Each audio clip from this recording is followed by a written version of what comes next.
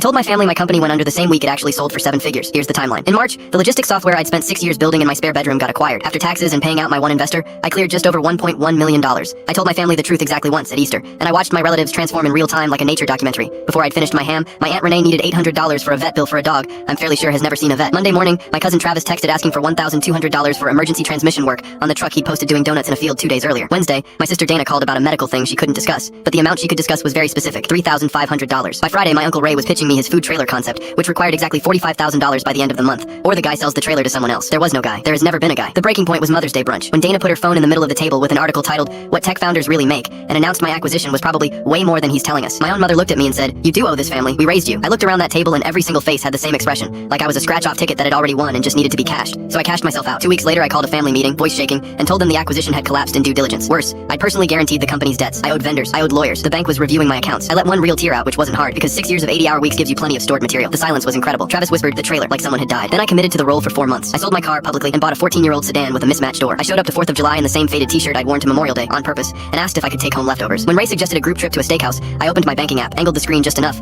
and showed a balance of $61.14. It was a real account. I'd opened it specifically to be shown to people. The transformation was instant and it went both directions. My mother, to her genuine credit, started slipping me grocery money and told me my old room was mine if I needed it. I'm keeping that memory forever, because it turns out she loves me fine when I'm worth nothing, and that's the only version of love that counts. The rest of them scattered like I was contagious. Dana's medical thing resolved itself, miraculously, without ever being named. Travis stopped texting entirely, then unfollowed me, then reappeared once to ask if I wanted to make quick money doing DoorDash, since you have all that free time now. Renee told people at a barbecue, while I stood 8 feet away, that she'd always had a feeling my business was smoke and mirrors. Ray, the man who'd needed $45,000 from me, watched me count change at a gas station and pretended not to see me. The group chat, which had spent April asking for money, spent August forwarding me listings for warehouse jobs and a link to a budgeting seminar at the library. My cousin's wife sent me a Bible verse about how the Lord tests those he loves. Travis suggested in front of everyone at Labor Day that I probably shouldn't have kids anytime soon, financially speaking. In September, I texted the group, "Need help Saturday morning. Have to be out of the apartment by the 1st. Can anyone bring a truck?" 6 of them showed up. I'll give them that. They showed up because carrying boxes is free and being seen carrying boxes is priceless. They followed my directions across town, past the good grocery store, into the neighborhood with the brick colonials and the old oak trees, and parked in front of a house with a porch swing and a sign in the yard that said sold. I closed on it in cash 3 weeks earlier. I stood on the porch and said, "False alarm on the eviction, but since you brought the truck, the piano's being delivered at noon." Travis said the word fraud approximately 11 times. Dana demanded to know how I could lie to family, which remains the single funniest sentence I have ever heard spoken aloud. Ray sat in his truck doing math on his fingers. My mother stood on the lawn, looked at the house, looked at me, and started laughing until she cried, because she was the only one who'd passed a test she never knew she was taking. She has a key. She's the only one. Family dinners are peaceful now. Nobody asks me for anything. Turns out the best investment I ever made was $61.14.